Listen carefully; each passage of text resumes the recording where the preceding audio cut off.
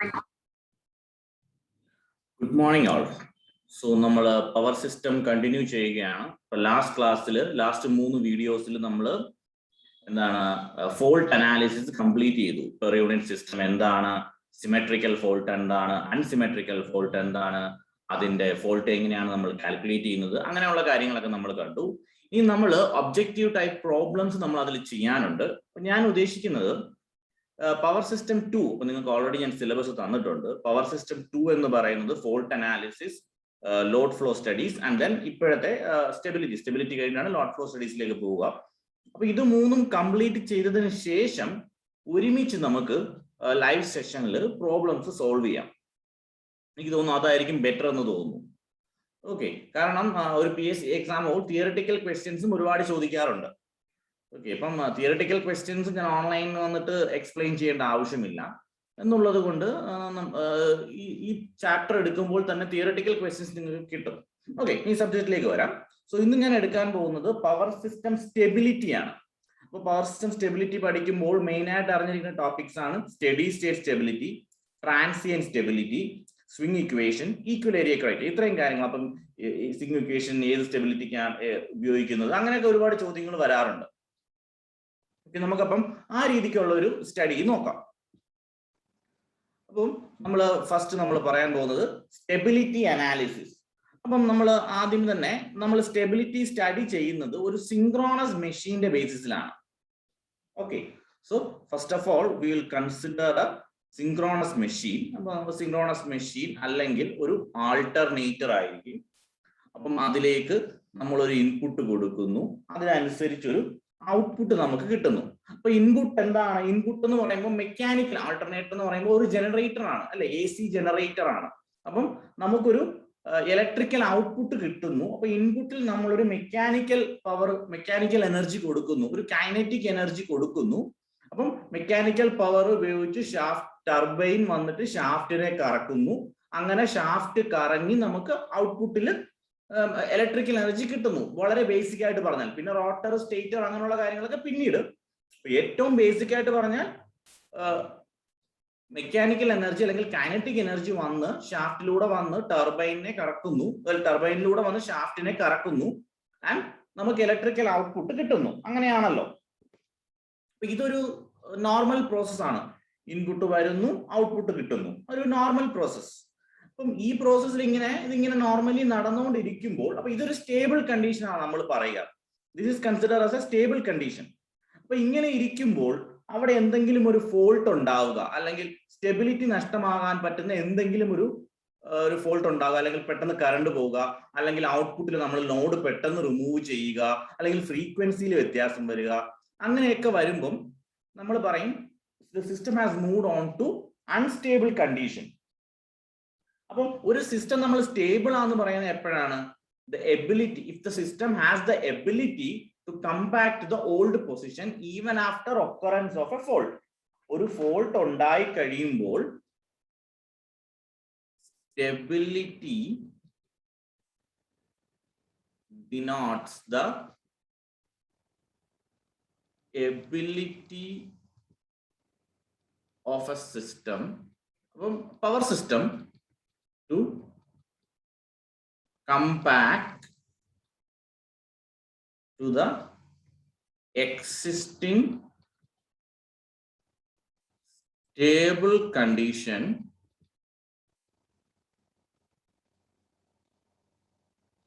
even after occurrence of an instability. അപ്പൊ instability എന്ന് പറയുമ്പം നമുക്ക് ഒരുപാട് എക്സാമ്പിൾ പറയാം. എക്സാമ്പിൾ ഫോൾട്ട് ആവാം, അല്ലെങ്കിൽ ഓവർ വോൾട്ടേജ് ആവാം, അല്ലെങ്കിൽ സാഗ് ആവാം, ദെൻ റിമൂവൽ ഓഫ് ലോഡ് ആവാം, അല്ലെങ്കിൽ ലോഡ് ഷെഡിങ് ആവാം, എങ്ങനെ വേണമെങ്കിലും ആവാം. അപ്പം ഇങ്ങനെ ഒരു പ്രോസസ് ഉണ്ടാകുമ്പോൾ സിസ്റ്റം എത്രമാത്രം പെട്ടെന്നാണോ അതിന്റെ പൂർവ്വസ്ഥിതിയിലേക്ക് വരിക എന്നുള്ളതിന്റെ ഒരു അളവാണ് സ്റ്റെബിലിറ്റി അനാലിസിസ് എന്ന് പറയാം. അപ്പം ഇത് നമുക്ക് ഇനി ടൈപ്സ് ഓഫ് സ്റ്റെബിലിറ്റി നോക്കാം. Types of stability. അപ്പോൾ ടൈപ്സ് ഓഫ് സ്റ്റെബിലിറ്റി നമ്മൾ പറയുമ്പോൾ ഫസ്റ്റ് നമ്മൾ പറയും voltage stability, First of all, we say voltage stability. Second one, frequency stability. Frequency stability. പിന്നീട് നമ്മൾ പറയും angular stability. Angular stability. അപ്പം 3 ടൈപ്പ് ഉണ്ട്. സ്റ്റഡി സ്റ്റേറ്റ്, ട്രാൻസിയന്റ് സ്റ്റേറ്റ് നിങ്ങൾ കേട്ടുള്ളൂ. അതിലേക്ക് നമുക്ക് വരാം. അതിനു മുമ്പ് നമ്മൾ കുറച്ചുകൂടെ ബേസിക് ആയിട്ട് പറയുകയാണ്. അപ്പം voltage stability normally single phase ആണെങ്കിൽ 230 വോൾട്ട്, അല്ലെങ്കിൽ 3 ഫേസ് ആണെങ്കിൽ 415 വോൾട്ട്. ഇപ്പൊ പെർ യൂണിറ്റിൽ പറയുകയാണെങ്കിൽ 1 പെർ യൂണിറ്റ്. അപ്പൊ ഇതാണ് നമ്മൾ നോർമലി പറയുന്ന സ്റ്റേബിൾ വോൾട്ടേജ് എന്ന് പറയുന്നത്. ഇപ്പം ഇതുപോലെയുള്ള ഫോൾട്ടോ ഓവർ വോൾട്ടേജോ റിമൂവൽ ഓഫ് ലോഡോ സാഗോ സ്വെല്ലോ അങ്ങനെയൊക്കെ ഉണ്ടാകുമ്പോൾ സ്റ്റെബിലിറ്റി നഷ്ടപ്പെടുന്നു. പക്ഷെ അലൗഡ് ആയിട്ടുള്ള ഒരു സ്റ്റെബിലിറ്റി വേരിയേഷൻ ഉണ്ട്. 1 പെർ യൂണിറ്റ് ആണെങ്കിൽ 0.95 per unit to 1.05 per unit വരെ അലൗഡ് ആണ്. ശരിക്കും എന്താണ് പറയുന്നത്? Plus or minus 5% of the rated value V rated. ഇപ്പൊ 230 വോൾട്ട് എന്ന് പറയുന്നത് അല്ലെങ്കിൽ 11 kV എന്ന് പറയുന്നത് ഈ പെർ യൂണിറ്റിൽ 1 പെർ യൂണിറ്റ് ആണ്. നമ്മൾ ഫോൾട്ട് അനാലിസിൽ പഠിച്ചതാണ്. ഓക്കെ, ഇനി ഫ്രീക്വൻസി സ്റ്റെബിലിറ്റി അനാലിസിസ് എന്താണ്? 50 ഹെർട്സ് ആണ് നോർമലി. അപ്പം ശരിക്കും 49.5 ടു 50.5 ഹെർട്സ് വരെ അലൗഡ് ആണ്. അവിടെയും എന്താണ്? Plus or minus 1% of F rated. അപ്പൊ എഫ് റേറ്റഡ് എത്രയാണ്? F rated is 50 hertz. അപ്പൊ ഇങ്ങനെ 2 ക്ലാസിഫിക്കേഷൻ ഉണ്ട്. ഇനി തേർഡ് വൺ ആണ് വെരി ഇമ്പോർട്ടന്റ്, ആംഗുലാർ സ്റ്റെബിലിറ്റി. അപ്പം ആംഗുലാർ സ്റ്റെബിലിറ്റി എന്ന് പറഞ്ഞപ്പോൾ നിങ്ങൾക്ക് മനസ്സിലായി അവിടെ എന്തോ ഒരു ആംഗിൾ ഇൻവോൾവ് ആവുന്നുണ്ട് അല്ലെ? അപ്പൊ എന്താണ് angle? We are talking about rotor angle. Rotor angle ഡെൽറ്റയുടെ വ്യത്യാസം അനുസരിച്ചുള്ള സ്റ്റെബിലിറ്റിയിൽ വരുന്ന വ്യത്യാസത്തിനെയാണ് നമ്മൾ ആംഗുലാർ സ്റ്റെബിലിറ്റി എന്ന് പറയുന്നത്. അത് 2 ടൈപ്പ് ഉണ്ട്. ഏതൊക്കെയാണ്? അതാണ് സ്റ്റഡി സ്റ്റേറ്റും ദെൻ ട്രാൻസിയന്റ് സ്റ്റേറ്റ്. അപ്പം നമ്മൾ സബ്ജക്റ്റിലേക്ക് കടന്നു. അപ്പൊ നമ്മൾ ഇവിടെ മെയിൻ ആയിട്ട് പഠിക്കുന്നത് ആംഗുലാർ സ്റ്റെബിലിറ്റി ആണ്. സ്റ്റഡി സ്റ്റേറ്റ് സ്റ്റെബിലിറ്റിയും ആംഗുലാർ സ്റ്റെബിലിറ്റിയും. അപ്പം ആംഗുലാർ സ്റ്റെബിലിറ്റി നമ്മൾ ഒന്നുകൂടെ വ്യക്തമാക്കി പറഞ്ഞാൽ എന്താണ്? Change in rotor angle whenever a disturbance occur. Angular സ്റ്റെബിലിറ്റി. ആംഗുലാർ സ്റ്റെബിലിറ്റി എന്ന് പറഞ്ഞാൽ എന്താണ്? Is the change in rotor angle whenever a disturbance എന്ന് പറയുമ്പോൾ ഫോൾട്ട് ആവാം, അല്ലെങ്കിൽ നമ്മൾ ഇൻസ്റ്റബിലിറ്റി എന്ന് പറഞ്ഞത് അല്ലാതെ തന്നെ whenever a disturbance occur. അപ്പൊ റോട്ടർ ആംഗിൾ എന്താണ്? That is delta. അപ്പം 2 ടൈപ്പ് ഉണ്ടെന്ന് പറഞ്ഞു. First one is study state stability. അപ്പം ഈ സ്റ്റഡി സ്റ്റേറ്റ് സ്റ്റെബിലിറ്റി എന്താണ്? ഇപ്പം ഈ ഉണ്ടാകുന്ന ഡിസ്റ്റർബൻസ് ഒരു സ്മോൾ ഡിസ്റ്റർബൻസ് ആണെങ്കിൽ അപ്പോഴുണ്ടാകുന്ന ചേഞ്ച് ഇൻ റോട്ടർ ആംഗിളിനെയാണ് നമ്മൾ എന്താണ് സ്റ്റഡി സ്റ്റേറ്റ്, അതുമൂലമുള്ള സ്റ്റെബിലിറ്റിയിൽ വരുന്ന വ്യത്യാസത്തിനെയാണ് സ്റ്റഡി സ്റ്റേറ്റ് സ്റ്റെബിലിറ്റി എന്ന് പറയുന്നത്. അതായത് change in rotor angle whenever small disturbance occur. Change in rotor angle. അപ്പൊ റോട്ടർ ആംഗിൾ ചേഞ്ച് എന്ന് പറയുമ്പോൾ വിത്ത് റെസ്പെക്ട് ടു ടൈം. അപ്പൊ delta of T, change in rotor angle delta of T whenever small disturbance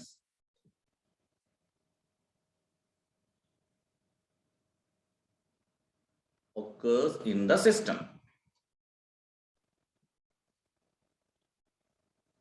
That is steady state stability.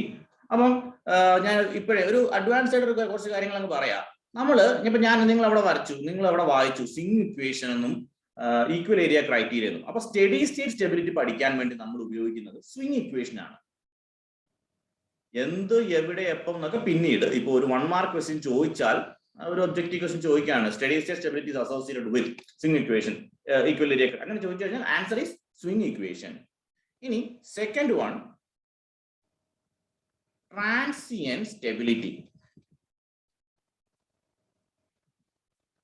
Transient stability എന്ന് പറയുമ്പം അതും ഒരു angular stability ആണ്. Change in rotor angle delta ആണ്. Change in rotor angle delta of t whenever a large disturbance occurs. Whenever a large disturbance occurs in the system. അങ്ങനെ വരുമ്പോൾ അപ്പം അത് സോൾവ് ചെയ്യാൻ വേണ്ടി നമ്മൾ ഉപയോഗിക്കുന്ന മെത്തേഡ് എന്ന് പറയുന്നത് ഈക്വൽ ഏരിയ ക്രൈറ്റീരിയ ആണ്. ഓക്കെ, അപ്പൊ ഈ ഈക്വൽ ഏരിയ ക്രൈറ്റീരിയയും സ്വിംഗ് ഇക്വേഷനും രണ്ടൊന്നുമല്ല. ഓക്കെ, നമുക്ക് അതിലേക്കൊക്കെ പിന്നീട് വരാം. ഇപ്പം ഒരു മൾട്ടിപ്പിൾ ചോയ്സ് ക്വസ്റ്റ്യൻ ചോദിച്ചു കഴിഞ്ഞാൽ നിങ്ങൾക്ക് ബുദ്ധിമുട്ടില്ലാതെ പെട്ടെന്ന് ആൻസർ ചെയ്യാൻ പറ്റിയ രണ്ട് കാര്യങ്ങളാണ് ഞാൻ ഇങ്ങനെ ഹൈലൈറ്റ് ചെയ്ത് റെഡിങ്ങിൽ കാണിച്ചിരിക്കുന്നത്. അപ്പൊ നിങ്ങളുടെ മനസ്സിൽ അതങ്ങ് പതിയുമല്ലോ. ഓക്കെ, അപ്പൊ ഈ ആംഗുലാർ സ്റ്റെബിലിറ്റി എന്ന് പറയുന്നത് ശരിക്കും വോൾട്ടേജ് സ്റ്റഡി സ്റ്റേറ്റും ട്രാൻസിയന്റ് സ്റ്റേറ്റും മാത്രമല്ല, മൂന്നാമതൊരു ഡിവിഷൻ ഉണ്ട്. It is called dynamic stability. പഠിക്കുമ്പോൾ നമുക്ക് എല്ലാം നല്ല സിസ്റ്റമാറ്റിക് ആയിട്ട് തന്നെ പഠിച്ചു പോകാം. So this is called dynamic stability. അപ്പൊ ഡൈനാമിക് സ്റ്റെബിലിറ്റി എന്ന് പറയുന്നത് ശരിക്കും സ്മോൾ ഡിസ്റ്റർബൻസ് തന്നെയാണ്. പക്ഷെ വ്യത്യാസം എന്തെന്നാൽ അത് ഓരോ പീരീഡിനനുസരിച്ചായിരിക്കും. But it will be periodic. Steady state stability എന്ന് പറയുമ്പോൾ it is not periodic, small disturbance തന്നെയാണ്. പക്ഷെ ഡൈനാമിക് സ്റ്റെബിലിറ്റി എന്ന് പറയുമ്പോൾ സ്മോൾ ഡിസ്റ്റർബൻസ് ആൻഡ് പീരിയോഡിക് ആയിരിക്കും. അപ്പൊ മേ ബി ഒരു ക്വസ്റ്റ്യൻ ചിലപ്പോൾ ചോദിച്ചാലോ, അങ്ങനെ രീതിയിൽ നമുക്ക് ഇതൊന്ന് പഠിച്ചു വെക്കാം. ഓക്കെ, അപ്പം നമ്മൾ ഓൾറെഡി ഈ ഒരു ഫിഗർ ഞാൻ പറഞ്ഞിരുന്നു. അപ്പൊ ഓൾട്ടർനേറ്റർ ആണ്, ഓൾട്ടർനേറ്റർ ഉണ്ടാവും, ഇൻപുട്ട് ആണ്, ഔട്ട്പുട്ട് ആണ്. അപ്പൊ ഇൻപുട്ട് എന്ന് പറയുന്നത് കൈനറ്റിക് എനർജി ആണെന്നൊക്കെ ഞാൻ പറഞ്ഞു. അപ്പം ഇൻപുട്ട് കൈനറ്റിക് എനർജി അല്ലെങ്കിൽ മെക്കാനിക്കൽ ഇൻപുട്ടും ഇലക്ട്രിക്കൽ ഔട്ട്പുട്ടും ആണല്ലോ. നമ്മൾ കൊടുക്കുന്നത് മെക്കാനിക്കൽ ഇൻപുട്ടും കിട്ടുന്നത് ഇലക്ട്രിക്കൽ ഔട്ട്പുട്ടുമാണ്. അപ്പൊ ഇനി ഇതിനെപ്പറ്റി കുറച്ച് കാര്യങ്ങൾ ഞാൻ പറയാൻ പോവാം. ഈ മെക്കാനിക്കൽ ഇൻപുട്ട് അല്ലെങ്കിൽ കൈനറ്റിക് എനർജി, ടർബൈനിന് കിട്ടുന്ന കൈനറ്റിക് എനർജി എന്ന് പറയുന്നത് നമുക്ക് ബൈ ഇക്വേഷൻ ഇങ്ങനെ റെപ്രസെന്റ് ചെയ്യാം: half into J into omega S M the whole square. അതിനെ ഈക്വൽ ടു വേറൊരു കോൺസെപ്റ്റ് ഇതും പറയാം, ജി ഇൻറ്റു എച്ച്. ഇതൊക്കെ എന്താണെന്ന് ഞാൻ പറയാൻ പോവുകയാണ്. ഓക്കെ, ഇതില് ജെ എന്ന് പറയുന്നത്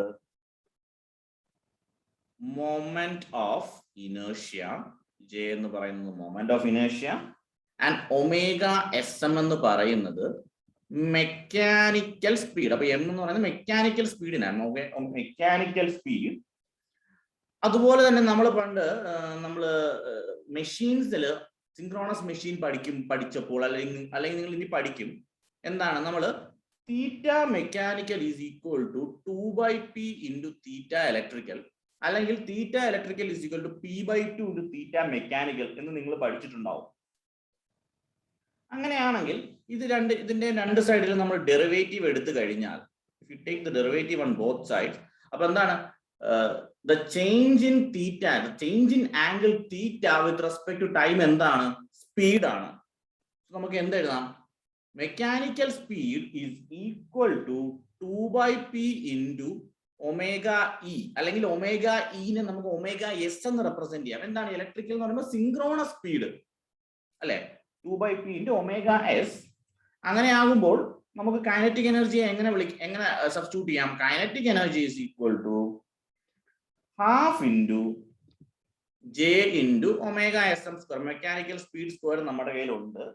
അതിൽ half into J into omega S എമ്മിന് പകരം നമ്മൾ 2/p the whole square into omega S എന്ന് എഴുതും.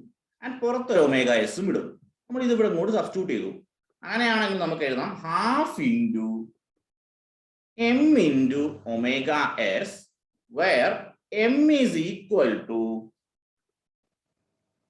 2/p the whole square into j into omega s, and that m is called the inertia constant, and that m is called the inertia constant. So ആരൊക്കെ എവിടുന്നൊക്കെ എങ്ങനെയൊക്കെ വന്ന് കയറുന്നു എന്ന് നിങ്ങൾ മനസ്സിലാക്കുക. So നമുക്കറിയാം ഇൻപുട്ടിൽ മെക്കാനിക്കൽ കൊടുക്കുമ്പോൾ ഔട്ട്പുട്ടിൽ ഇലക്ട്രിക്കൽ കിട്ടുമെന്ന് മാത്രം നമുക്കറിയാം, ഓൾട്ടർനേറ്റർ ആണെന്ന് അറിയാം. അപ്പോൾ ഇൻപുട്ടിലുള്ള കൈനറ്റിക് എനർജിക്ക് നമ്മളൊരു എക്സ്പ്രഷൻ ഉണ്ട് with respect to moment of inertia. അത് half into J into omega S M square ആണ്. അപ്പോൾ അതിന് നമ്മൾ ജെ എന്ന് പറയുന്നത് മൊമെന്റ് ഓഫ് ഇനേർഷ്യ ആണ്, ഒമേഗ മെക്കാനിക്കൽ സ്പീഡ് ആണ്. അങ്ങനെ നമ്മൾ സബ്സ്റ്റിറ്റ്യൂട്ട് ചെയ്തു. അങ്ങനെ നമുക്ക് കൈനറ്റിക് എനർജിക്ക് എന്ത് കിട്ടി? Half into M into omega S എന്ന് കിട്ടി. അപ്പൊ ഒമേഗ എസ് എന്താണ്? ഒമേഗ എസിനെ നമുക്ക് 2 into pi into F S എന്ന് എടുക്കാമല്ലോ. And then m is equal to 2 by p the whole square into j into omega s, where j is the moment of inertia. അപ്പം question പല രീതിയിൽ വരാം. അപ്പൊ നമ്മുടെ ഇതിൽ എന്താണ് കൈനറ്റിക് എനർജിക്ക് half into M into omega S എന്നുണ്ട്. അങ്ങനെയാണെങ്കിൽ എമ്മിന് നമുക്കൊരു യൂണിറ്റ് പറയാമല്ലോ. യൂണിറ്റ് ഓഫ് എം എന്തായിരിക്കും? ഇനേർഷ്യ കോൺസ്റ്റന്റിന്റെ യൂണിറ്റ്, അതായത് കൈനറ്റിക് എനർജി ഇവിടെ ഉണ്ട്. അപ്പം kinetic energy is equal to half into M into omega S. അങ്ങനെ ആവുമ്പോൾ kinetic energy divided by omega. അപ്പൊ കൈനറ്റിക് എനർജി അതൊരു എനർജിയാണ്. അപ്പൊ എനർജി നമ്മൾ എപ്പോഴും എന്തിലാ പറയാം? മെഗാ ജൂൾ, ജൂൾ അല്ലെങ്കിൽ മെഗാ ജൂൾ. അപ്പൊ mega joule divided by omega. Omega എന്ന് പറയുമ്പോൾ എന്തായിരുന്നു? Theta with respect to time. Theta എന്ന് പറയുമ്പോൾ ഇലക്ട്രിക്കൽ അല്ലെങ്കിൽ ഡിഗ്രിയിൽ എടുക്കാം. അപ്പം ഡിഗ്രി അല്ലെങ്കിൽ റേഡിയനിൽ എടുക്കാം. അപ്പം നമ്മൾ റേഡിയനിൽ പറയാം. അപ്പൊ ഇലക്ട്രിക്കൽ റേഡിയന്റ് ബൈ ടൈം. അപ്പൊ ആ ബൈ ടൈമിനെ നമുക്ക് മുകളിൽ കൊണ്ടുപോകാം. അപ്പം mega joule second by electrical radian is the unit of M, that is inertia constant. ഒരുപാട് എക്സാമിൽ ഇതിന്റെ യൂണിറ്റ് ഒക്കെ ഇങ്ങനെ ചോദിക്കാറുണ്ട്. ഓക്കെ, അപ്പം പിന്നീട് ഞാൻ പറഞ്ഞു കൈനറ്റിക് എനർജിക്ക് രണ്ട് ഇക്വേഷൻ ഉണ്ട്. അപ്പൊ നിങ്ങൾ എല്ലാം പഠിക്കണം. This is the first equation and this is the second equation. Kinetic energy is equal to G into H. മറ്റേ ഇക്വേഷൻ എഴുതിയേക്കാം, half into kinetic energy is equal to half into J into omega S N square. അപ്പൊ J പോട്ടെ, നമ്മൾ എമ്മിന്റെ ടേംസിൽ എഴുതാം. M into omega S, where M is equal to 2 by p the whole square into j into omega s. അപ്പൊ ക്വസ്റ്റ്യനിൽ പറയും inertia, moment of inertia ഇത്രയാണെന്നൊക്കെ പറയും. ഓക്കെ, ഇതില് ഇനി ജി എന്താണ്? ജി എന്ന് പറയുന്നത് ബേസ് എം വി എ ആണ്. G is the base M V A. അതുപോലെ തന്നെ ഈ എച്ച് എന്ന് പറയുന്നത് ഇനേർഷ്യ കോൺസ്റ്റന്റ് തന്നെയാണ്. എച്ചും എമ്മും എന്ന് പറയുന്നത് ഇനേർഷ്യ കോൺസ്റ്റന്റ് തന്നെയാണ്. അവിടെ റെപ്രസെന്റേഷൻ മാത്രം ചേഞ്ച് ചെയ്യുമെന്നേ ഉള്ളൂ. ഓക്കെ, അങ്ങനെയാണെങ്കിൽ നമുക്ക് എന്ത് എഴുതാം? അപ്പൊ ചെറിയൊരു കൺഫ്യൂഷൻ വന്നതാണ്, സാർ എം ജിയും എങ്ങനെയാ ഇത് കട്ട് ചെയ്തൂടെ? ഓക്കെ, അതിനുള്ളൊരു അണ്ടർസ്റ്റാൻഡിംഗ് എന്ന് പറയുന്നത്, അപ്പൊ നമുക്ക് നമ്മുടെ എന്തുണ്ട്? G into H is equal to half into M into omega S അല്ലെ? അങ്ങനെയാണെങ്കിൽ M is equal to GH, m is equal to 2 into G into H divided by omega S. അപ്പൊ അതിനെ നമുക്ക് 2GH by 2 pi FS. അപ്പൊ ഈ equation നിങ്ങൾക്ക് പരിചിതമായിരിക്കും. m is equal to GH by pi FS. അതുപോലെ തന്നെ നമുക്ക് എഴുതാം m is equal to GH by 180 FS. അപ്പൊ യൂണിറ്റ് അങ്ങോട്ടും ഇങ്ങോട്ടും മാറുകയുള്ളൂ. അപ്പൊ ജി എച്ച് അങ്ങനെയാണെങ്കിൽ mega joule second by electrical degree ആയിരിക്കും. ഇവിടെ mega joule second by electrical radian ആയിരിക്കും. ഓക്കെ, പൈ വരുമ്പോൾ റേഡിയൻ. അതുപോലെ തന്നെ എമ്മിന്റെ വാല്യൂ ഇൻ പെർ യൂണിറ്റ് ചോദിക്കുന്നെങ്കിൽ എന്ത് ചെയ്താൽ മതി? Divide by base M V A ചെയ്താൽ മതി. അങ്ങനെ ആകുമ്പോൾ ഈ ജി അങ്ങ് പോകും. That means it will be H by pi F per unit. Per unit value there is no unit, right? Per unit. ഇനി ഇപ്പം എച്ചിന്റെ യൂണിറ്റ് ചോദിക്കുക. ക്വസ്റ്റ്യനിൽ എച്ച് എന്ന് പറഞ്ഞ് മെൻഷൻ ചെയ്തിട്ടുണ്ടെന്ന് വെച്ചോളൂ. അങ്ങനെയാണെങ്കിൽ എച്ച് ഈസ് ഈക്വൽ ടു നമുക്ക് എന്തെഴുതാം? H is equal to kinetic energy equal to G into H. അപ്പൊ H is equal to kinetic energy divided by G. അപ്പം കൈനറ്റിക് എനർജിയാണ്. അപ്പൊ എന്താണ് കൈനറ്റിക് എനർജി എന്ന് പറഞ്ഞാൽ? ഒരു പവർ ആണ്. അപ്പൊ എനർജിയെ നമുക്ക് എന്തെഴുതാം? എനർജി എന്ന് പറഞ്ഞാൽ അതൊരു പവർ ആണെന്ന് മനസ്സിലായി. That is energy divided by G എന്ന് പറഞ്ഞാൽ എന്താണ്? ബേസ് എം വി ആണെന്ന് പറഞ്ഞു. അപ്പൊ ബേസ് എം വി എന്താണ്? ഇറ്റ്സ് എ പവർ അല്ലേ? അപ്പം energy divided by power. Energy എന്താണ്? പവർ ഇൻറ്റു ടൈം ആണ്. Time divided by power. അപ്പം പവറും കണക്ട് ചെയ്ത് കഴിഞ്ഞാൽ എച്ചിന്റെ യൂണിറ്റ് വേണമെങ്കിൽ നമുക്ക് സെക്കൻഡ്സ് എന്നും പറയാം. ഓക്കെ, സെക്കൻഡ് എന്ന് പറയാം. അപ്പം അല്ലാതെ തന്നെ വേറൊരു ചിലപ്പം പല രീതിയിൽ നമുക്ക് പറയാം. ഇപ്പൊ ഇത് കട്ട് ചെയ്യാണ്ട് നമ്മൾ പറയുകയാണെങ്കിൽ എന്തായിരിക്കും? മെഗാ ജൂൾ പെർ MVA അല്ലെ? ഓപ്ഷനിൽ വരുന്ന ഉത്തരം അനുസരിച്ച് കൈനറ്റിക് എനർജിയുടെ unit mega joule and by MVA. അപ്പം ചില ക്വസ്റ്റ്യനിൽ for the given value H is equal to 2 megajoule per MVA എന്നൊക്കെ ആയിരിക്കും പറയാം. അല്ലെങ്കിൽ for the given value of inertia constant is equal to 5 megajoule per MVA എന്നായിരിക്കും പറയുക. അപ്പൊ എന്ത് മനസ്സിലാക്കണം? തന്നിരിക്കുന്നത് H ആണെന്ന് മനസ്സിലാക്കുക. ഓക്കെ, അപ്പൊ H ആണോ M ആണോ എന്ന് പറയുമ്പോൾ ഡൗട്ട് വരാമല്ലോ. അപ്പം യൂണിറ്റ് നോക്കി മനസ്സിലാക്കുക. മെഗാജൂൾ പെർ MVA അല്ലെങ്കിൽ സെക്കൻഡ്സ് എന്നൊക്കെ പറയുകയാണെങ്കിൽ ഇറ്റ് ഇസ് H only. എമ്മിന്റെ യൂണിറ്റ് നിങ്ങൾക്ക് അറിയാം, മെഗാജൂൾ സെക്കൻഡ് പെർ ഇലക്ട്രിക്കൽ റേഡിയൻ അല്ലെങ്കിൽ മെഗാജൂൾ സെക്കൻഡ് പെർ ഇലക്ട്രിക്കൽ ഡിഗ്രി. ഇങ്ങനെ രണ്ട് കാര്യങ്ങളാണ് നിങ്ങൾ ബേസിക് ആയിട്ട് നല്ല രീതിയിൽ മനസ്സിലാക്കി വെക്കേണ്ടത്. ഓക്കെ, ഇനി നമുക്ക് സ്വിംഗ് ഇക്വേഷനെ പറ്റി ഡീറ്റെയിൽഡ് ആയി നോക്കാം. So we will begin with swing equation.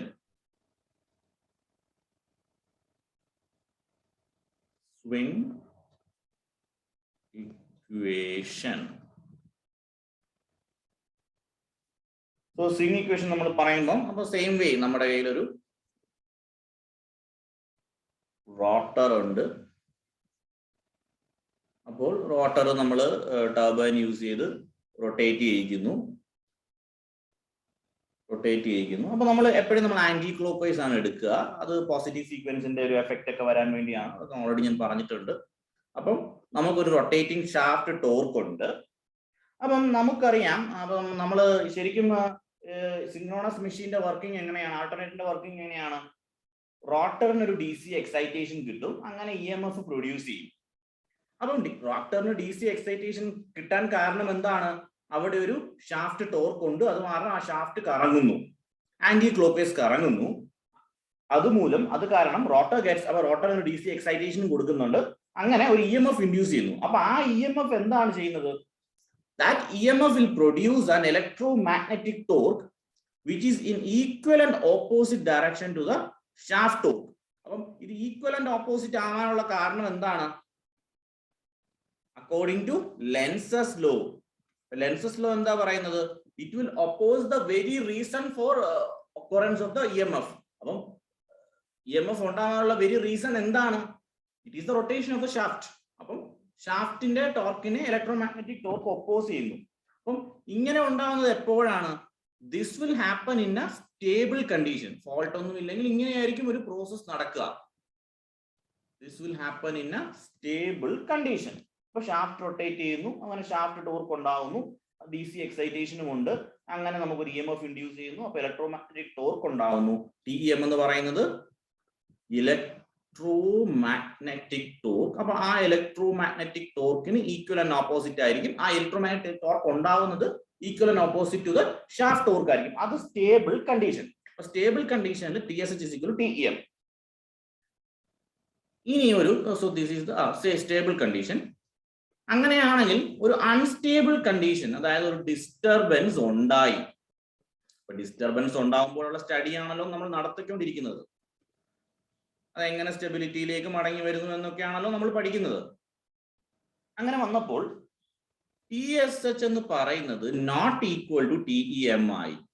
അതിന്റെ അർത്ഥം TSH മൈനസ് TEM എന്ന് പറയുന്നത് എന്തോ ഒരു വാല്യൂ അവിടെ ഉണ്ട്.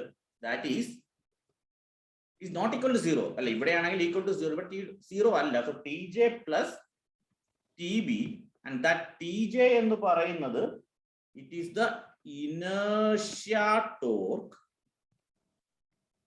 and TB എന്ന് പറയുന്നത് ഡാമ്പിംഗ് ടോർക്ക്. ഇപ്പൊ ഡാമ്പിംഗ് ടോർക്കിനെ പറ്റി നിങ്ങൾ മെഷർമെന്റ്സിൽ പഠിച്ചിട്ടുണ്ടാവും.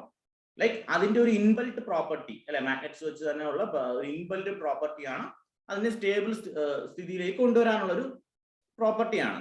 അപ്പം ഇതെന്ന് പറയുന്നത് നമ്മൾ നെഗ്ലക്ട് ചെയ്യാണ്. We consider that there is no damping. അങ്ങനെ അത് തിരിച്ച് സ്റ്റേബിൾ ആവുന്നില്ല.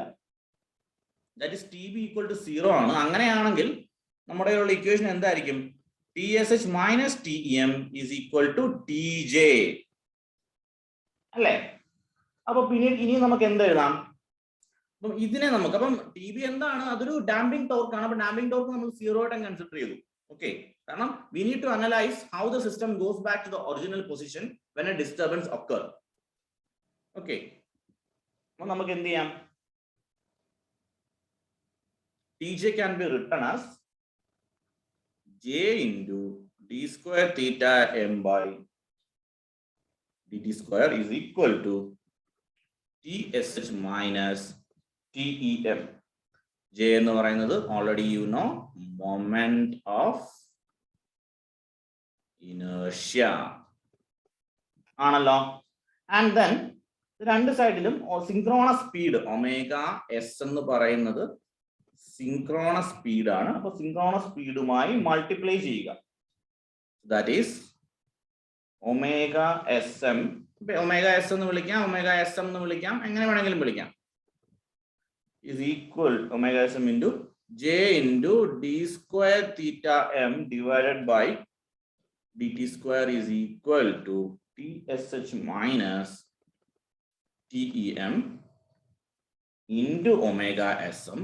അതുപോലെ തന്നെ നമ്മൾ നേരത്തെ ഒരു ഇക്വേഷൻ കണ്ടുപിടിച്ചിരുന്നു, omega electrical is equal to p/2 into omega M. അതായത് എന്താണ് ഒമേഗ? എന്താണ്? Mechanical rotor frequency. അപ്പൊ ഇതെന്ന് പറയുന്നത് സിങ്ക്രോണസ് അല്ലെങ്കിൽ ഇലക്ട്രിക്കൽ, നമ്മുടെ ഒമേഗ എസ് തന്നെ. ഓക്കെ, അപ്പൊ നമ്മൾ ആ ഒരു സ്ഥിതിയിലെത്തി. നമുക്കറിയാം, ഓൾറെഡി നിങ്ങൾക്ക് അറിഞ്ഞിരിക്കായിരിക്കും, പവർ എന്ന് പറയുന്നത് ഈ ടോർക്ക് ഇൻറ്റു ഒമേഗ അല്ലെങ്കിൽ ടോർക്ക് ഇൻറ്റു സ്പീഡ് എന്ന് പറയുന്നത്, ആംഗുലാർ സ്പീഡ് എന്ന് പറയുന്നത് പവർ ആണ്. So P is equal to T into omega. നമുക്ക് എന്തെഴുതാം? അതുപോലെ തന്നെ മെക്കാനിക്കൽ റോട്ടർ ഫ്രീക്വൻസിക്ക് പകരം നമുക്ക് സബ്സ്റ്റിറ്റ്യൂട്ട് ചെയ്യാം. ഓക്കെ, ഈ ഒമേഗ എസ് എം എന്ന് പറയുന്നത് സിങ്ക്രോണസ് സ്പീഡ് ആണ്, പക്ഷേ നമ്മൾ ഒമേഗ എസ് എം എന്ന് പറയുന്നത് മെക്കാനിക്കൽ സ്പീഡ് ആണ് കേട്ടോ. It's not equal to synchronous speed, mechanical speed ആണ്. ഈ ഒമേഗ എസും ഒമേഗ ഇയും ഈക്വൽ ആണ്. അപ്പൊ പലരും പല ടെക്സ്റ്റിൽ പല പേരുകളാണ്. ഓക്കെ, ദെൻ ഒമേഗ എസ് നമുക്ക് എന്ത് എഴുതാം? J into 2/p into omega S into ഈ തീറ്റയെയും നമുക്ക് മെക്കാനിക്കലിൽ നമുക്ക് ഇലക്ട്രിക്കലിലാക്കാം. സോ എഗെയിൻ ഒരു 2/p കൂടെ വരും. So 2/p into d square theta e by dt square is equal to pm minus p. നിങ്ങൾ ശരിക്കും ഇതിന്റെ ഫൈനൽ ഇക്വേഷൻ പഠിക്കാൻ നിൽക്കരുത്, ഇങ്ങനെ ഒന്ന് മനസ്സിലാക്കി നിങ്ങൾ പഠിച്ചു പോകണമെന്നാണ് എൻ്റെ ഒരു ആഗ്രഹം. 2/p square into omega s. അപ്പം ഇത്രയും കാര്യത്തിന് നമ്മുടെ ഒരു എക്സ്പ്രഷൻ ഉണ്ട് ഓൾറെഡി അല്ലെ? equal to dt square is equal to pm minus p. അപ്പൊ j into 2/p square into omega s എന്താണ്? Inertia constant. അതിനെയാണ് നമ്മൾ m എന്ന് വിളിച്ചത്, inertia constant m. So m into d square theta e by dt square is equal to pm minus p. അപ്പൊ ഇൻപുട്ടും ഔട്ട്പുട്ടും. അപ്പം നമ്മൾ തീറ്റയുടെ ടേംസിലാണ് കിടക്കുന്നത്. അപ്പൊ ഞാൻ നിങ്ങളോട് അധികം എക്സ്പ്ലെയിൻ ചെയ്യുന്നില്ല, അതൊക്കെ ഞങ്ങൾ യൂണിവേഴ്സിറ്റി എക്സാം ടൈമിലേ ഇതൊക്കെ പറയാറുള്ളൂ. അപ്പം അതിന് ആവശ്യം അല്ലെങ്കിൽ IAS എക്സാമിനൊക്കെ ഫുൾ കോഴ്സിലൊക്കെ ഇതിന്റെ ആവശ്യമുള്ളൂ. സോ തീറ്റ ഇലക്ട്രിക്കൽ എന്ന് പറയുന്നത് omega S T plus delta of T ആണ്. അതായത് എത്രമാത്രം സ്പീഡിലാണോ റോട്ടർ റൊട്ടേറ്റ് ചെയ്യുന്നത്, അതായത് ആ ഒരു with reference, that is omega S T plus delta of T, the rotor angle, അതാണ് തീറ്റ ഇ എന്ന് പറയുന്നത്. അപ്പൊ ഇതിനെ നമുക്ക് ഡെറിവേറ്റീവ് എടുത്തു കഴിഞ്ഞാൽ നമുക്ക് ഫൈനലി കിട്ടുന്നത് d square theta e by dt square is equal to d square delta of t by dt square. അപ്പൊ നിങ്ങൾക്ക് പലർക്കും ഡൗട്ട് വന്നതാണ്, സാർ ഈ സ്വിംഗ് ഇക്വേഷൻ എന്ന് പറയുന്നത് നമ്മൾ ഡെൽറ്റ ടൈംസിലല്ലേ പറയുന്നത്, നമുക്ക് ഇങ്ങനല്ലേ കിട്ടിയത്, ഈ തീറ്റ എങ്ങനെ ഡെൽറ്റ ആവുന്നു എന്നുള്ളതിന്റെ ഒരു ചെറിയൊരു വിശദീകരണമാണ്. ഓക്കെ, അതിലേക്ക് അധികം പോകണ്ട. ആൻഡ് ദെൻ നമുക്ക് എന്ത് കിട്ടി? So finally we got the equation m into d square delta of t by dt square is equal to pm minus p, അതായത് mechanical power minus electrical power. അപ്പൊ നമുക്ക് അതിനെ വേണമെങ്കിൽ ആക്സിലറേറ്റിംഗ് പവർ എന്ന് വിളിക്കാം. അപ്പൊ എന്താണ് ഈ എഴുതിയിരിക്കുന്നത്? This is the swing equation. So this is called swing equation. Okay, അപ്പൊ ഇത് swing equation for a one machine, single machine system ആണ്. This is the swing equation for a single machine system. പിന്നീട് നമുക്ക് പറയാം എന്താണ് delta എന്ന് പറയുന്നത് rotor angle ആണ്. അങ്ങനെയാണെങ്കിൽ D delta by D T എന്ന് പറയുന്നത് ആംഗുലാർ സ്പീഡാണ്. അങ്ങനെയാണെങ്കിൽ D square delta by D T square എന്ന് പറയുന്നത് ആംഗുലാർ ആക്സിലറേഷൻ ആണ്. അപ്പൊ നമുക്ക് അതിനെ വേണമെങ്കിൽ you will call it alpha. So m into alpha is equal to pm minus p. അപ്പം സ്റ്റഡി സ്റ്റേറ്റ് ആണെങ്കിൽ there is nothing happening, steady state ആണെങ്കിൽ pm is equal to pe ആയിരിക്കും. ഓക്കെ, അപ്പൊ നമുക്ക് ഇതിനൊരു കൺക്ലൂഷൻ പറയാം. pm ലെസ് ദാൻ pe ആണെങ്കിൽ that is pm minus pe less than 0, that alpha less than 0 ആണെങ്കിൽ ഡീസിലറേഷൻ ആയിരിക്കും. Rotor speed will decrease, and pm greater than pe ആണെങ്കിൽ pm minus p greater than 0 ആയിരിക്കും. m into alpha greater than 0 ആയിരിക്കും. alpha greater than 0 ആയിരിക്കും. then acceleration ആയിരിക്കും നടക്കുക. then that is rotor speed increases. Okay, അപ്പൊ നിങ്ങൾക്ക് ഇത് ഒരു കണ്ടീഷൻ കിട്ടി അല്ലെ? ഒരു സ്റ്റെബിലിറ്റിയിലേക്ക് നമ്മൾ കൂടുതൽ അപ്പൊ സിംഗിൾ മെഷീൻ സിസ്റ്റത്തിൽ M delta by D T square, അപ്പം എം ആണ്. അപ്പം ഒന്നിൽ കൂടുതൽ മെഷീൻ ഉണ്ടെങ്കിൽ എന്ത് സംഭവിക്കുന്നു കൂടെ നോക്കിയിട്ട് നമുക്ക് ഈ ലെക്ചർ ഫിനിഷ് ചെയ്യാം. So for a multi machine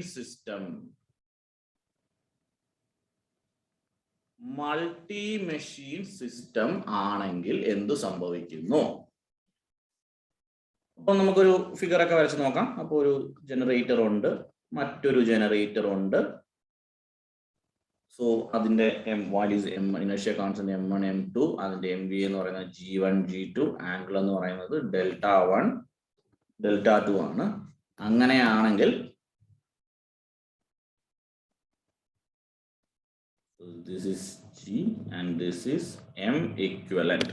അത് ഇക്വലന്റ് ആയിട്ട് എങ്ങനെ വരുമെന്ന്, അപ്പം രണ്ടും കൂടെ വരുമ്പോൾ ഇക്വലന്റ് എം വാല്യൂ എന്താണെന്നാ ചോദിക്കുന്നത്. ക്വസ്റ്റ്യൻ വരാറുണ്ട്. അപ്പൊ മൾട്ടി മെഷീൻ സിസ്റ്റത്തിൽ ഇതൊരു ഫസ്റ്റ് കണ്ടീഷൻ ആണെങ്കിൽ ഇതിന് നമ്മൾ കൊഹറന്റ് കണ്ടീഷൻ എന്ന് പറയും കേട്ടോ.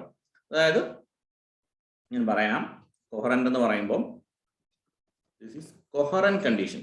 അപ്പം ക്വസ്റ്റ്യൻ എപ്പോഴും വരാറുണ്ട്, കൊഹറന്റ് എന്ന് പറഞ്ഞാൽ എന്താണ്?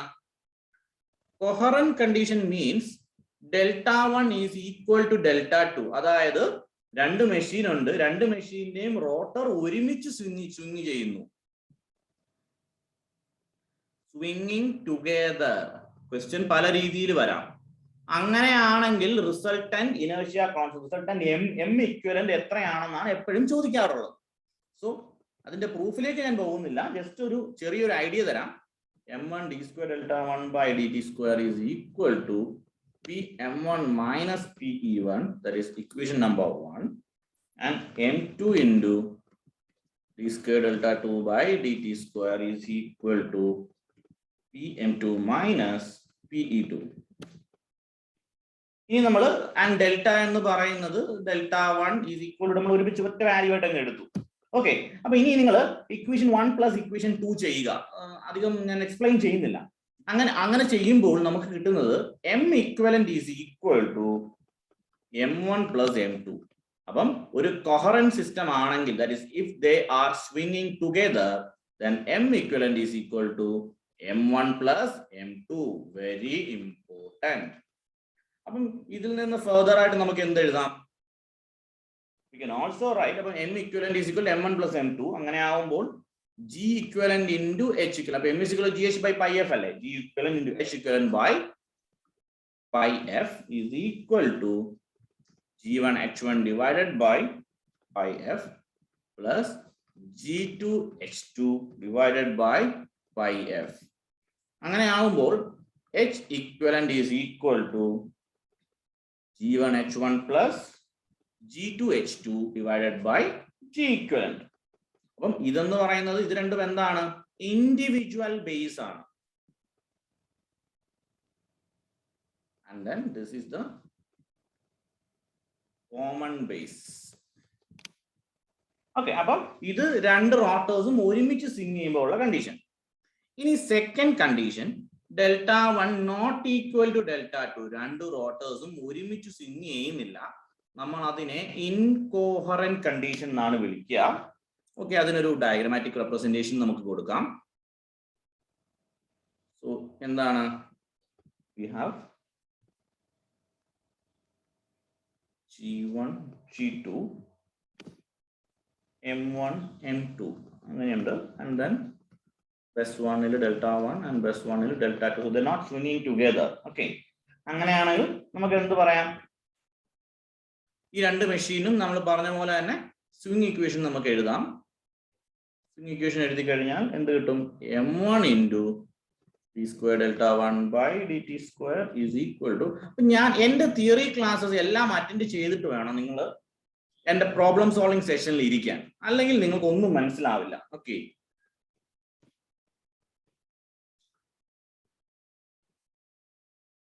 is equal to PM2 minus PE2. അപ്പം നമുക്ക് രണ്ട് ഇക്വേഷൻ നമ്മുടെ ഉണ്ട്. ഈ ഇക്വേഷനിൽ നമ്മൾ അങ്ങോട്ടും ഇങ്ങോട്ടും കുറച്ച് ഓപ്പറേഷൻസ് ഒക്കെ നടത്തുന്നുണ്ട്, ലൈക്ക് 1 - 2 ഒക്കെ നമ്മൾ ചെയ്യും. ഓക്കെ, അപ്പൊ ഞാൻ അതിലേക്ക് പോകുന്നില്ല, കാരണം you don't need the derivation. അപ്പൊ ഫൈനലി നിങ്ങൾക്ക് കിട്ടുന്നത് കുറച്ച് അങ്ങോട്ടും ഇങ്ങോട്ടൊക്കെ പരിപാടികളൊക്കെ ചെയ്ത്, അപ്പൊ നിങ്ങൾക്ക് ഇത് എങ്ങനെ വന്നു എന്നൊക്കെ അറിയണ്ടേ. അങ്ങനെ വരുമ്പോൾ ഫൈനലി നിങ്ങൾക്ക് കിട്ടുക M1 M2 ഡിവൈഡഡ് ബൈ, ശരിക്കും ഈ സ്റ്റെപ്പിന്റെ ആവശ്യമില്ല, എന്നാലും ഞാൻ കാണിക്കാം, എന്നാലും നിങ്ങൾക്ക് ഒരു ഐഡിയ കിട്ടുള്ളൂ, divide by d square into delta 1 minus delta 2 divided by dt square is equal to PM1 M2 minus PM2 M1 divided by M1 plus M2 by PEM. okay, ഈ ഇക്വേഷൻ എന്തും ആയിക്കോട്ടെ. അങ്ങനെ ആകുമ്പോൾ finally what we conclude is M equivalent ഒരുമിച്ചല്ല swing ചെയ്യുന്നെങ്കിൽ M equivalent is M1 M2 divided by M1 plus M2. നിങ്ങൾ ഈ കാര്യം നല്ല വൃത്തിക്ക് അറിഞ്ഞിരിക്കുക. ഇത് ഒരുപാട് എക്സാമുകളിൽ ഇങ്ങനെ ചോദിക്കാറുണ്ട്. അപ്പം ഇതിൽ എന്തെങ്കിലും ഇത് കാണാതെ പഠിച്ചു പോകുന്ന ഒരാള് ഇത് എന്തെങ്കിലും അങ്ങോട്ടും ഇങ്ങോട്ടും മാറിക്കഴിഞ്ഞാൽ ഇപ്പൊ നിങ്ങൾക്ക് ഫിഗർ സഹിതം അറിയാം എന്താണ് അവിടെ സംഭവിക്കുന്നതെന്ന്, അല്ലെ? And also we can write H equivalent is equal to M equivalent into pi f by G. അതൊക്കെ നമ്മുടെ പഴയ ഇക്വേഷന്റെ അങ്ങോട്ടും ഇങ്ങോട്ടുള്ള മാറ്റങ്ങൾ തന്നെ. അല്ലെങ്കിൽ M equivalent is equal to G into H equivalent divided by pi f. അപ്പം എനിക്ക് തോന്നുന്നു നിങ്ങൾക്ക് നല്ലൊരു ഐഡിയ കിട്ടി. അപ്പൊ ഇനി നമ്മൾ നോക്കാൻ പോകുന്നത് സ്റ്റഡി സ്റ്റേറ്റ് സ്റ്റെബിലിറ്റി എന്താണ്, ട്രാൻസിയന്റ് സ്റ്റെബിലിറ്റി എന്താണ്, ഈക്വലേരിയ ക്രൈറ്റീരിയ എന്താണ്. ഇത്രയും കാര്യങ്ങൾ കംപ്ലീറ്റ് ചെയ്യുന്നു, കുറെ അധികം ക്വസ്റ്റ്യൻസ് ചെയ്യുന്നു. ഓക്കെ, അപ്പം ഇന്നത്തെ കാര്യങ്ങൾ ഒന്നുകൂടെ ഒന്ന് റിവൈസ് ചെയ്യാം. ശരിക്കും നിങ്ങളൊരു പവർ സിസ്റ്റത്തിന്റെ ഒരു ടെക്സ്റ്റ് എടുത്ത് വെച്ച് വായിക്കുകയാണെങ്കിൽ ഇത്രയും വ്യക്തമായിട്ട് നിങ്ങൾക്ക് അത് മനസ്സിലാക്കാൻ പറ്റില്ല. ആരും ഇത്രയും ഒരു എന്താണ് ഒരു സബ്ജക്ട് ഫ്ലോ നിങ്ങൾക്ക് ഉണ്ടാവണം, എങ്കിൽ മാത്രമേ പവർ സിസ്റ്റം എന്നൊരു സബ്ജക്ട് നിങ്ങൾക്ക് പഠിക്കാൻ പറ്റുള്ളൂ. ടെക്സ്റ്റില് ശരിക്കും നഗരത്തൻ കോത്താരി എന്ന ടെക്സ്റ്റ് എടുക്കുകയാണ്, പവർ സിസ്റ്റം അനാലിസിസിലെ ഏറ്റവും ബെസ്റ്റ് ടെക്സ്റ്റ് അതാണ്. അതെടുത്ത് വെച്ച് വായിക്കുകയാണെങ്കിൽ അതിൽ പറഞ്ഞിരിക്കുന്നതെല്ലാം ഇത് തന്നെയാണ്, ഇത്രയുമേ അതിൽ പറഞ്ഞിട്ടുള്ളൂ. പക്ഷെ നിങ്ങൾക്ക് വായിക്കുമ്പം ഇങ്ങനെയൊന്നും മനസ്സിലാവില്ല. ഓക്കെ, സോ നിങ്ങളത് നന്നായിട്ട് വൃത്തിയായിട്ട് ശ്രദ്ധിച്ചിട്ട് നിങ്ങൾ സബ്ജക്ട് ടെക്സ്റ്റ് നോക്കുകയാണെങ്കിൽ നിങ്ങൾക്ക് വളരെയധികം ഒന്നും കൂടെ മനസ്സിലാവും. ഓക്കെ, സോ നമ്മൾ പഠിച്ചത് ഡിഫറെന്റ് ടൈപ്പ് ഓഫ് സ്റ്റെബിലിറ്റി പഠിച്ചു, ദെൻ അതിലുള്ള സ്റ്റഡി സ്റ്റേറ്റ് ട്രാൻസിയന്റ് സ്റ്റെബിലിറ്റി പറഞ്ഞു, പിന്നെ നമ്മൾ inertia constant M, H, G എല്ലാം എന്താണെന്ന് നോക്കി, J നോക്കി, മൊമെന്റ് ഓഫ് ഇനേർഷ്യ, അങ്ങനെയുള്ള അതിന്റെയൊക്കെ അങ്ങോട്ടും ഇങ്ങോട്ടുള്ള റിലേഷൻ, യൂണിറ്റി എല്ലാം പഠിച്ചു. ദെൻ നമ്മൾ സ്വിംഗ് ഇക്വേഷൻ എന്താണെന്ന് നോക്കി, അതിനുള്ള കാര്യങ്ങളൊക്കെ പറഞ്ഞു. അതിനുശേഷം അതിന്റെ സ്വിംഗ് ഇക്വേഷൻ നമ്മൾ എത്തി, സ്വിംഗ് ഇക്വേഷനുള്ള ഓരോ ടേംസും പഠിച്ചു, എപ്പം ആക്സിലറേറ്റ് ചെയ്യുന്നു, എപ്പം ഡീസിലറേറ്റ് ചെയ്യുന്നു എല്ലാം മനസ്സിലായി. ദെൻ കോഹറന്റ് കണ്ടീഷൻ പറഞ്ഞു. സ്വിംഗ് ഇക്വേഷൻ എന്ന് പറയുമ്പോൾ സിംഗിൾ മെഷീൻ ആണ് M d square delta by dt square is equal to PA. PA എന്ന് പറഞ്ഞാൽ PM minus P. അപ്പം ഇലക്ട്രിക്കൽ പവർ കൂടുന്നതിനനുസരിച്ച് കുറയുന്നതിനനുസരിച്ച് ആക്സിലേറ്റർ ചെയ്യുകയോ ഡീസിലേറ്റ് ചെയ്യുകയോ ചെയ്യാം. ദെൻ മൾട്ടി മെഷീൻ സിസ്റ്റത്തിൽ ഒരുമിച്ച് സ്വിംഗ് ചെയ്താൽ, അതായത് delta 1 is equal to delta 2 ആകുമ്പോഴുള്ള കണ്ടീഷൻ, ഒരുമിച്ചല്ല സ്വിംഗ് ചെയ്യുന്നതിലുള്ള കണ്ടീഷൻ. ഓക്കെ, സോ ഇത്രയും കാര്യങ്ങൾ മനസ്സിലായെന്ന് വിശ്വസിക്കുന്നു. Okay, further power system classes ഞങ്ങൾ നിങ്ങൾക്ക് ഇനിയും ഫർദർ ക്ലാസ്സസ് ഉണ്ടാവും. So stay tuned with Ohm's Logic Academy. Thank U.